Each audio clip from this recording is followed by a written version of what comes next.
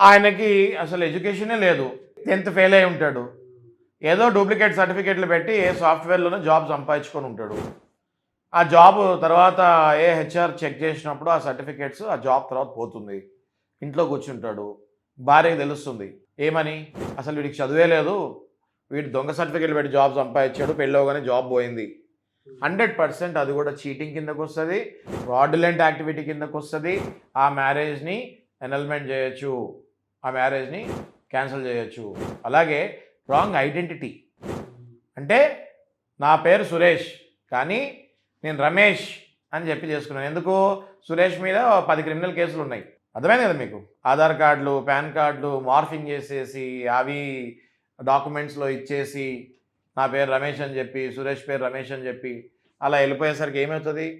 ఆ తర్వాత క్రిమినల్ కేసులు ఎన్ని ఉన్నాయి, నాకు రాంగ్ ఐడెంటిటీ ఇచ్చారు, మాకు ఎంక్వైరీలు కూడా తెలియలేదు. ఇవాళ మ్యారేజెస్ ఎంక్వైరీ చాలా గట్టిగా చేసుకోవాలి కూడా, చేసుకున్నప్పుడు కూడా మాకు తెలియలేదు, ఈయన రాంగ్ ఐడెంటిటీ ఇచ్చారు అన్నప్పుడు ఖచ్చితంగా అది కూడా ఫ్రాడులెంట్ కిందకు వస్తుంది. ఆ మ్యారేజ్ని కూడా క్యాన్సిల్ చేయొచ్చు.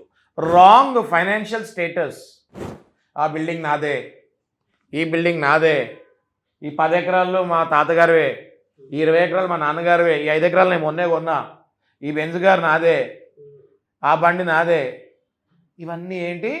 Wrong financial status. ఇవన్నీ చూపించి అమ్మాయిని, ఆ అమ్మాయి ఫ్యామిలీని మోసం చేసి పెళ్లి చేసుకునే కిరాతకులు చాలామంది ఉన్నారు ఇవాళ, రైట్? అది కూడా రాంగ్ ఫైనాన్షియల్ స్టేటస్ కిందకి వెళ్ళింది కాబట్టి ఫ్రాడులెంట్ యాక్టివిటీ కిందకు వస్తుంది. ఆ మ్యారేజ్ని కూడా రద్దు చేయొచ్చు. It can be also అన్నల్డ్.